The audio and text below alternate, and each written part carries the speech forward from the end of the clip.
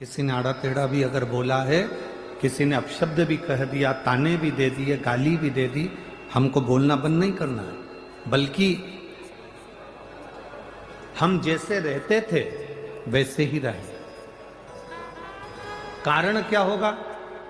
जिसने गाली दी है, जिसने अपशब्द कहा है, जिसने ताना दिया है, तुम्हें उसका जवाब नहीं देना है। तुम तो बाबा पर एक लोटा जल चढ़ाते रहो और हर हर महादेव कहते रहो, जवाब तुम्हारा भोलेनाथ खुद समय आने पर दे देगा। तुम्हें उसका जवाब नहीं देना। तुम्हें अपशब्द नहीं कहना है, तुम्हें ताना नहीं देना है, ना तुम्हें गाली देना है, ना तुम्हें अड़े टेढ़ा बोलना।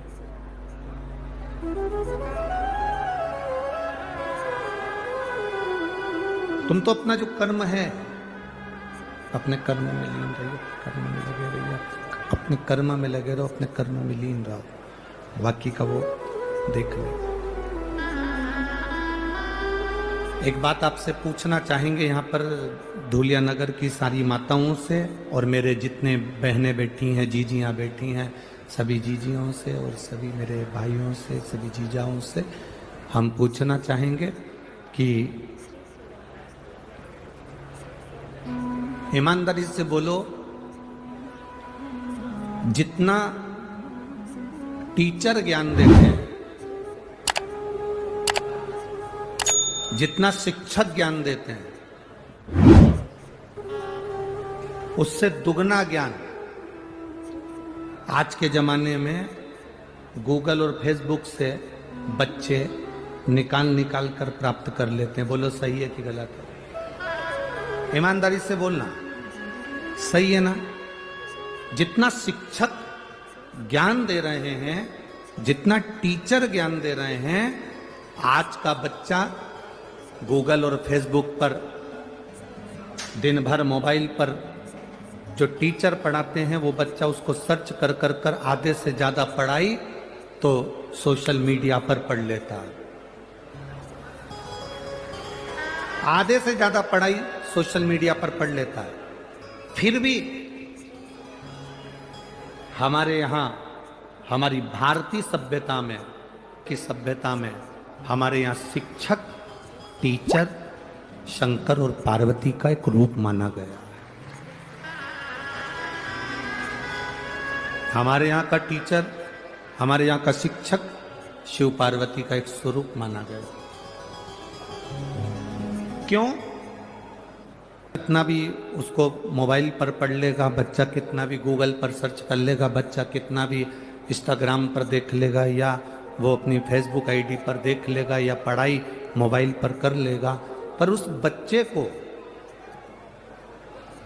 एक टीचर की साक्षी जरूरी है। जैसे सनातन हिंदू धर्म में भगवान की साक्षी मूल होती है। आप राम जी का भजन कर रहे हैं तो राम की साक्षी आपके सम्मुख में है। आप भगवान कृष्ण का भजन कर रहे हैं तो भगवान कृष्ण की साक्षी आपके सम्मुख में है। आप देवादिदेव महादेव का भजन कर रहे हैं तो भगवान शंकर की साक्षी आपके हृदय में है। केवल एक सनातन धर्म ऐसा धर्म है, केवल एक सनातन धर्म ऐसा धर्म है जिस धर्म के अंतर्गत आप जिस देवता का स्मरण करते हो उसका प्रतिबिंब आपके मन में, आपके हृदय में और आपकी दृष्टि में रहता है। बाकी के किसी धर्म में आप उसका प्रतिबिंब नजर नहीं कर सकते।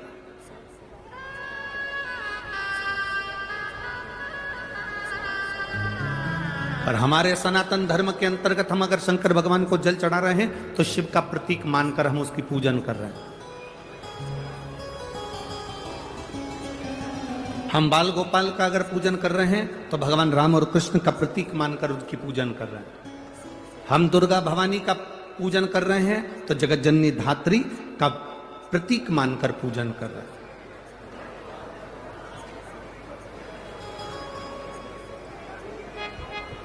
एक शिक्षक, भले बच्चा कितना भी मोबाइल पर पढ़ ले, भले बच्चा कितना भी गूगल पर सर्च कर ले, भले बच्चा कितना भी अपने इंस्टाग्राम आदि जितनी भी विद्या केंद्रित हैं सोशल मीडिया पर, उन सब पर बच्चा कितनी भी पढ़ाई कर ले, फिर भी एक शिक्षक का होना, एक टीचर का होना बहुत जरूरी है, क्योंकि वो टीचर साक्षी का प्रतीक होता है कि तुमने जो विद्याध्ययन करा, तुमने जो पढ़ाई करी, तुमने जो ग्रहण करा, उसमें एक टीचर की साक्षी है,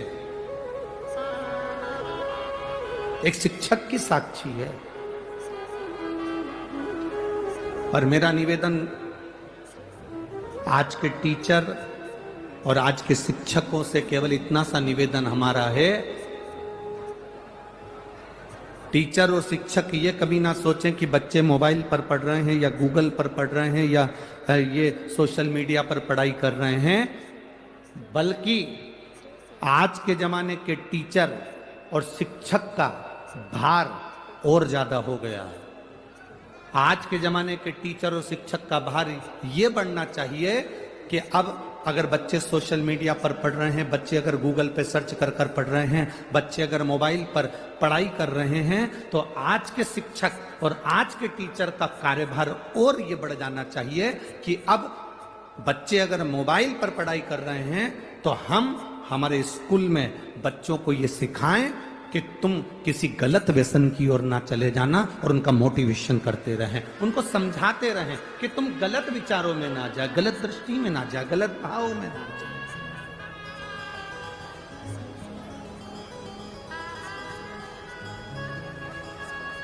आज बच्चों को सबसे बड़ी जरूरत है उनको समझाने की।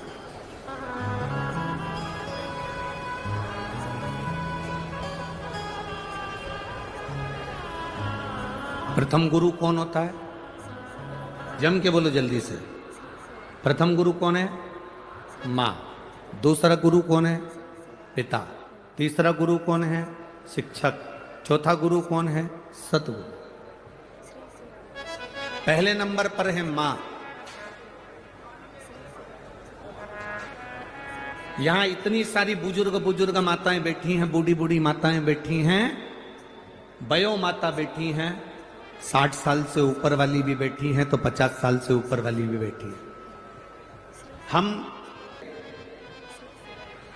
आपके पास में जो बुजुर्ग माता बैठी हैं, आप उनसे एक बार जरा सा पूछो कि तुम्हारे पास में बैठी हुई बूढ़ी माता ने कौन से कॉलेज से MBA करा है। जितनी बूढ़ी माताएं बैठी इनसे पूछो इन्होंने कौन से कॉलेज से पढ़ाई करी। जितनी बूढ़ी माताएं बैठी हैं 60 से ऊपर, 70, 75, 80, 55, 50, जितनी 50 से ऊपर वाली बैठी हैं इनसे पूछो कि ये कौन से कॉलेज में पढ़ी थी, इनने कौन सी पढ़ाई करी थी, ये कितनी पढ़ी लिखी हैं, ये कितनी विद्वान है। कोई कहेगी हमने तो भैया उस समय का 9वीं तक पढ़ाई करी है, कोई कहेगा हमने 10वीं तक पढ़ा है, कोई कहेगा हमने 12वीं तक पढ़ा है, कोई कहेगा हमने कॉलेज करा है, कोई कहेगा हमने 5वीं पढ़ा है, कोई कहेगा हमने 7वीं पढ़ा है। पर बुजुर्ग माताएं जितनी बैठी हैं इन्होंने भले पढ़ाई करी ना करी, भले ये टीचर थी ना थी, भले ये शिक्षक थी ना थी, पर इन बुजुर्ग माताओं से पूछना इन्होंने अपने बच्चों को जो संस्कार दिया वो आने वाली पीढ़ी नहीं दे सकती। ये बुजुर्ग माताओं ने अपने बच्चों को संस्कार दिया है, वो आने वाली पीढ़ी नहीं दे सकती है। कई बार बुजुर्ग माताएं कह देती हैं, ए बहू हमारी तो जिंदगी निकल गई बेटा, अब तू देख ले और टिंकल टिंकल लिटिल स्टार देख ले। अब हमारी जिंदगी तो जो निकलना थी वो निकल गई।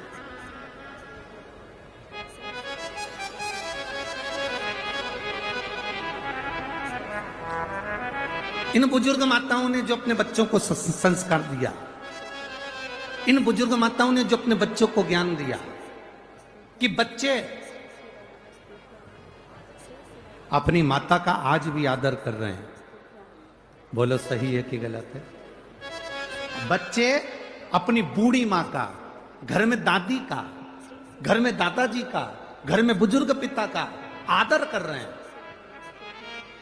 जो बूढ़ी माँ ने ना तो पढ़ाई करी, ना कॉलेज गई, ना स्कूल गई, ना कहीं पढ़ने गई, उसके बाद भी अपने बच्चों को उसने संस्कार इतने अच्छे दिए कि आज उसका बुढ़ापा सही निकल रहा है और आने वाली पीढ़ी क्या संस्कार प्राप्त कर रही है और कैसे संस्कार उसको मिल रहे हैं, ये आप अच्छे से जानते हो।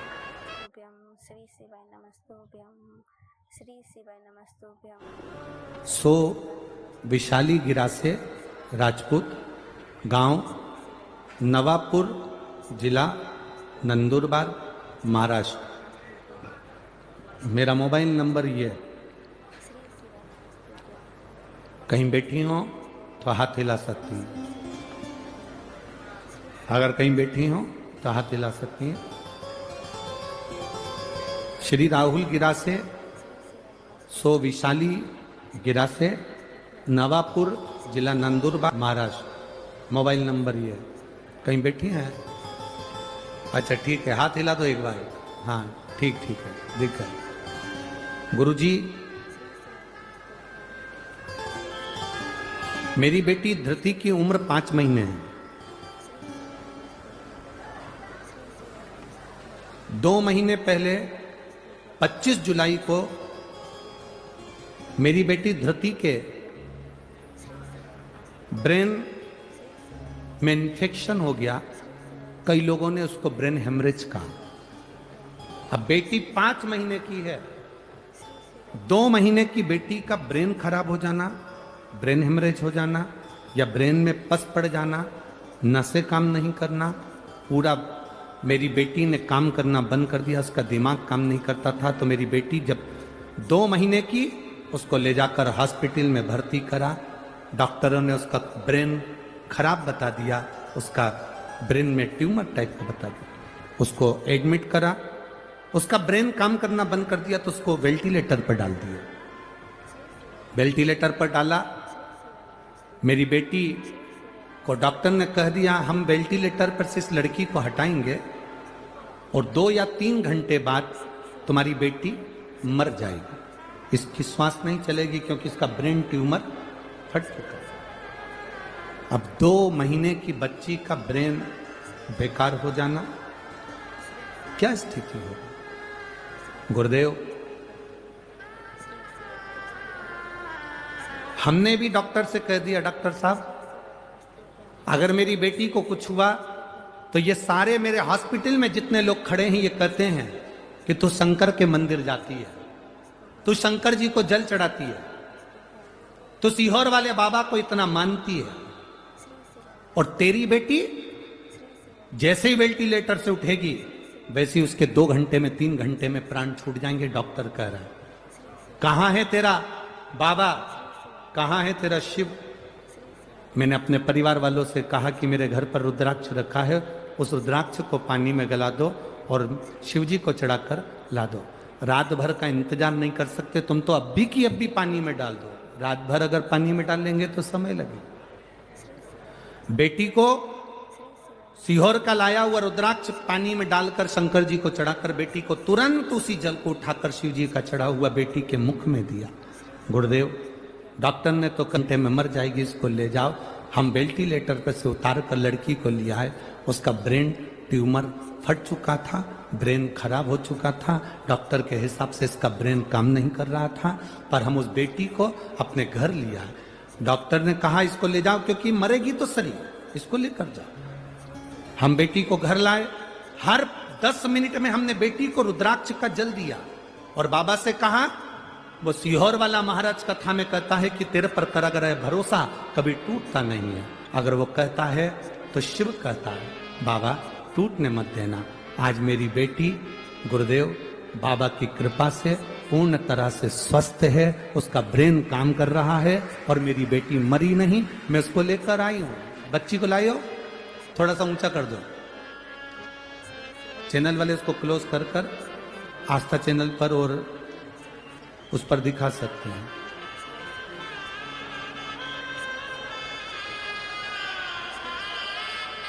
आप लोग एलईडी पर और आस्था चैनल पर उस बच्ची को देख सकते हैं। हर हर महा बैठिए।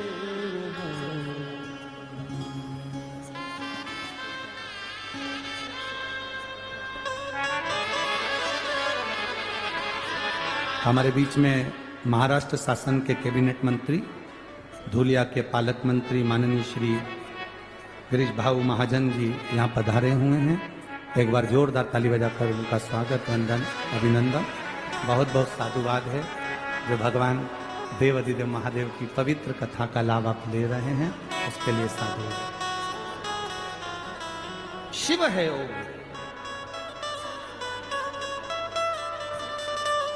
अब भरोसा देखिए उस पत्र में, उस मां ने लिखा इस पत्र के अंदर कि डॉक्टर कह रहा है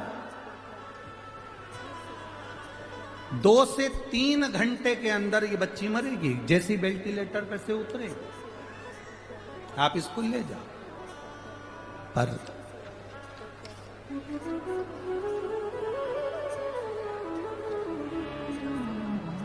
शंभु शरणे मांगो घड़ी दूत काटो दया करी दर्शन आपो, दया करी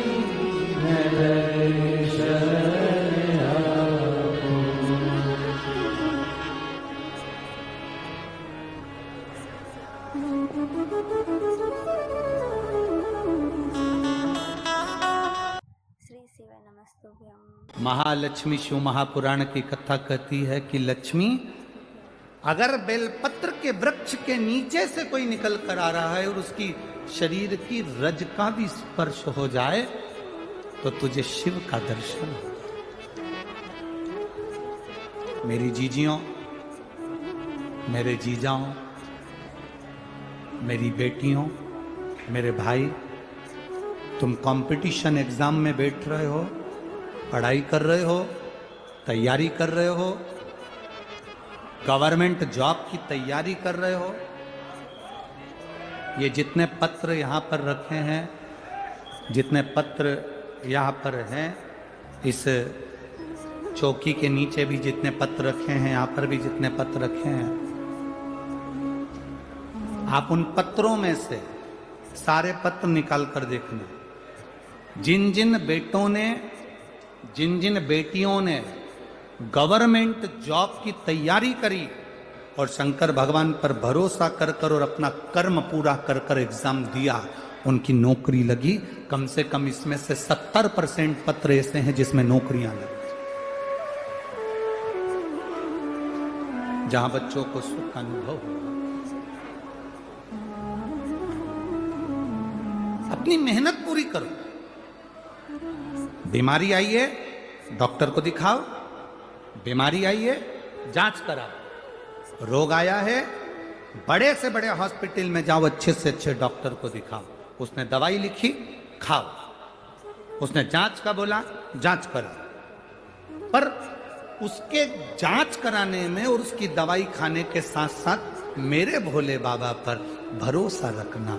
जैसा विश्वास इस बहन ने करा कि मैंने मुंबई के हॉस्पिटल में भी कैंसर बताया, बाकी के हॉस्पिटलों में भी कैंसर बताया, पर आखिरी की जो जांच हुई 4/10/2023 को सारी रिपोर्ट नील आ गई, मेरा कैंसर समाप्त हो गया। ये विश्वास तुम्हारे अंदर होना चाहिए, ये विश्वास तुम्हारे भीतर जागृत होना चाहिए।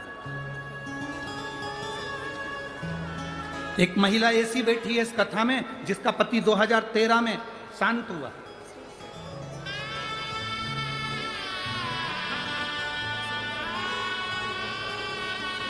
जिसका पति 2013 में शांत हुआ।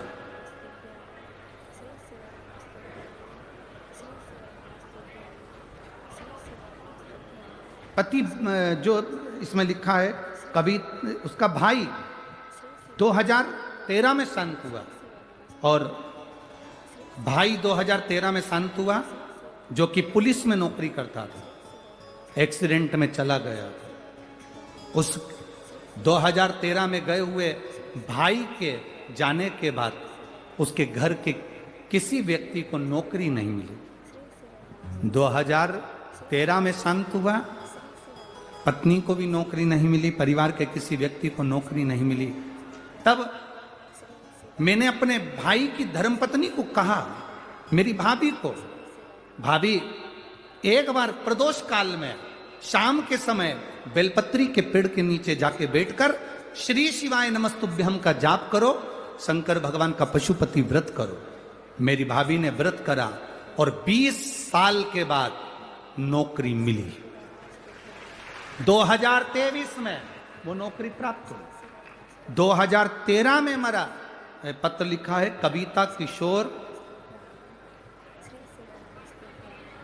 किशोर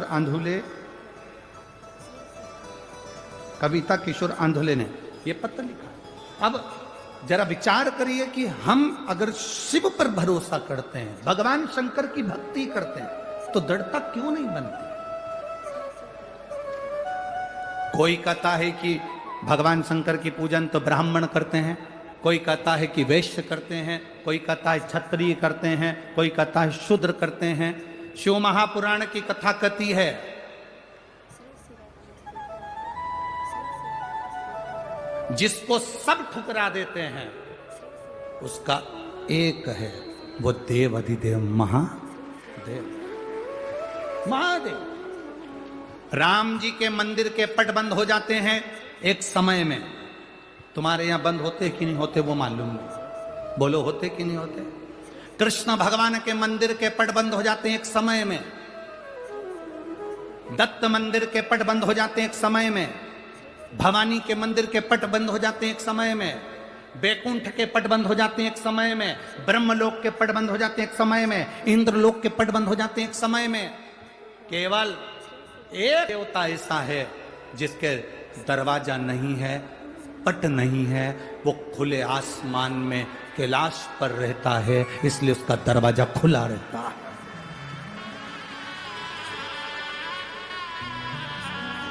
लोग कहते हैं ब्राह्मण अलग, कोई कहता है ब्राह्मण हम उच्च हैं, कोई कहे वैश्य उच्च है, कोई कहे क्षत्रिय उच्च है, कोई कहे शूद्र उच्च है।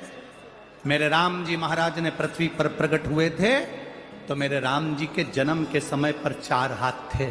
कितने हाथ थे? जम के बोलो जरा। 4। आप लोग स्तुति गाते हैं, भय प्रगट कर पाला दीन दयाला, उसको पढ़िएगा। माता पुनि बोली सोमती डोली तजऊ तात ये रूपा। ये रूप नहीं चाहिए 4 हाथ का। आयुध 4। मेरे राम हाथ थे, मेरे भगवान कृष्ण पृथ्वी पर प्रकट हुए, उनके 4 हाथ थे। पर माता देवकी ने कह दिया 2 हाथ का पुत्र चाहिए। कौशल्या जी ने कह दिया 2 हाथ का पुत्र चाहिए। राम जी के जन्म के समय पर 4 हाथ इसलिए थे क्योंकि राम जी का एक हाथ ब्राह्मण है, दूसरा हाथ वैश्य है, तीसरा हाथ क्षत्रिय है, तो चौथा हाथ शूद्र है। ये 4 जो वर्ण हैं, ये मेरे भगवान के 4 हाथ हैं और ये बुलंद है।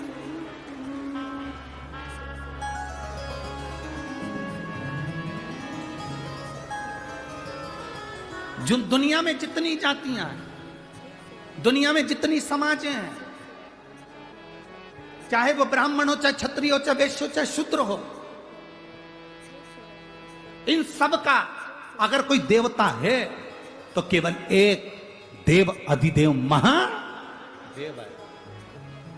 अब दुनिया के लोग भटका रहे हैं, अब दुनिया के लोग भ्रम उत्पन्न कर रहे हैं। उन्होंने कह दिया भगवान को मत भजो। अगर